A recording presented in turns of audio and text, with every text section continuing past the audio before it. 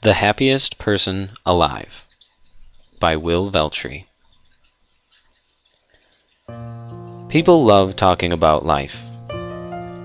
You don't see many who think about it too much, though. It's easy to just assume we know plenty about it because we are alive.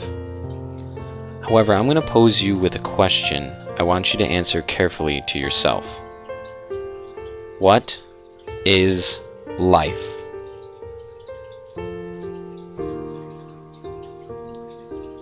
The literal answer? Life is an idea.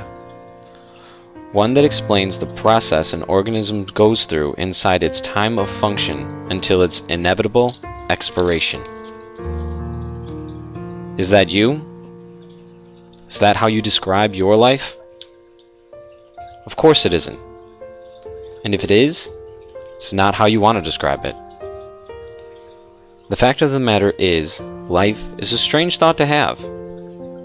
To just stop what you're doing and think about something like life seems so universal and just globally shared by all living things, you don't need to waste your time.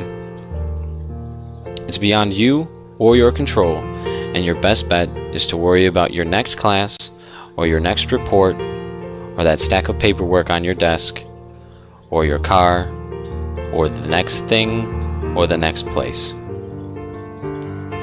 Wrong. Your life is not global. Your life is not universal. You know just as much about the global idea of life as the global idea of life knows about you. Almost nothing. Take that fact and apply it. No one else can stop and think about your life. So if you don't, no one will. You are invaluable to this idea of life. So now you're thinking about your life. It might be something that you've done before, it might not. So maybe you're wondering where to start. Let's start at the beginning. From the moment your umbilical cord was cut, you started doing something.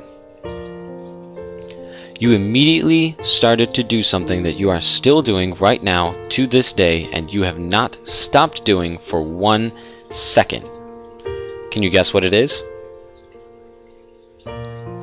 Dying. Every second of every day is not counted. It is counted down. Until your inevitable expiration date, you are deteriorating. Your life running out. Slowly, you are creeping towards the most useless you. The dead you. The you that can't do the things you want, or say the things you want to say, or even be the things that you want to be. The limited you. The most limited you. The fact is that in this moment, you are the most useful that you will ever be. Simply because you are here, now, and you're not dead. The present you is limitless. Infinite possibilities await the right now you. So why would you wait to seize and explore this idea of life, and instead leave it to someone who doesn't even know you? The right now you. The best you. You may ask, everyone has a life. Why is mine special? And you've answered your question already. Diamonds are rare. There's a lot of them. But they are scarce. While your life has only existed once and will never exist again. That's right. You are a one-time offer here for a limited time only. That's how valuable you are. Immeasurably valuable. Unique is actually the best word that can describe you, and it's a terrible description. You have never existed before. You will never exist again. You and your life can never be duplicated, impersonated, or replicated. You are invaluable, unappraisable, priceless. So now we have a better grasp on the priceless, limitless, best you. Now what? Time to readdress that whole constantly dying, days are numbered deal. Sounds crappy, right? It should. It is crappy. Now you have to make a decision. Ignore it or embrace it. It's hard to accept that today may possibly be your last day on Earth. But isn't it hard to ignore that fact as well? It's scary to think about death and dying, but isn't it more frightening to imagine death creeping up on you while you remain willingly ignorant to your imminent demise? Your choice, though. The difference between what science calls being alive and what your soul calls being alive is that you can choose to make your heart beat, or you can choose to make your heart race. This is a cliche. I know this. That doesn't make it false. The only way to counteract all the dying going on in your life is to choose to live it the way it was meant to be lived. And you have to make every dying second count. Each one you let slip could have been anything you wanted it to be. Anything at all. Remember, you're limitless the way you are right now. Step back. Look around. Do you want to be here? Is this where you choose to be? Do you want this for yourself? In simple words, are you happy? Try to wrap your head around this idea. Happiness is a hardwired, ultimate goal that governs 100% of our decision-making process, either consciously or unconsciously. What does this mean? Good question. It means that every single decision you make is weighed outcome by outcome until the outcome that you decide, either known or unknown to you, will make you the happiest is chosen. That or the outcome that will contribute most to the prospect of future happiness. Don't believe me? Still think you're making decisions based on something else? Try it. Go through the decisions you made today and pick one. And don't be modest. Any decision at all. Break your decision-making process down with these two questions. Why did I do that? Or, why is this important to me?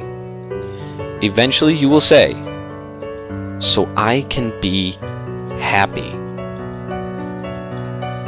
I know what you're thinking. Alright, Mr. Smarty Pants, if that's true, why am I not the happiest person alive?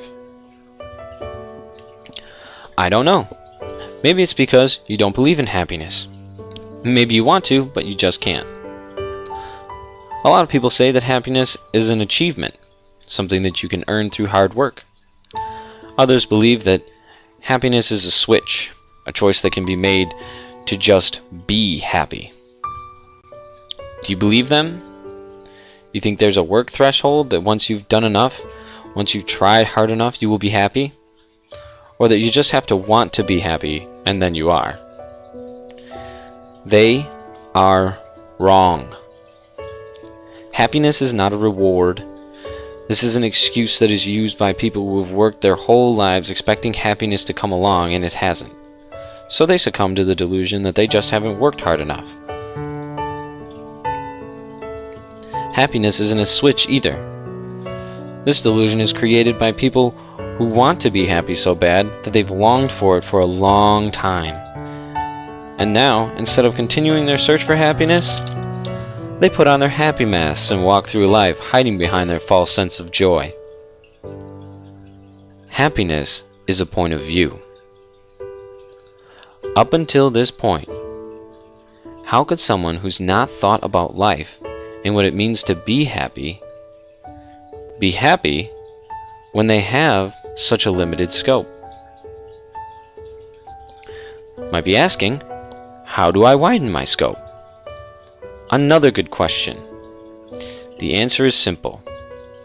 To widen your scope, to grasp the point of view that is happiness, we just review what we've already discussed. Your life is unique at its worst. At its worst, it is unique. You are priceless and invaluable. You are hardwired towards happiness. You are limitless the way that you are here and now. You are the most perfect you possible. So, Mr. Smarty Pants, why aren't you the happiest person alive?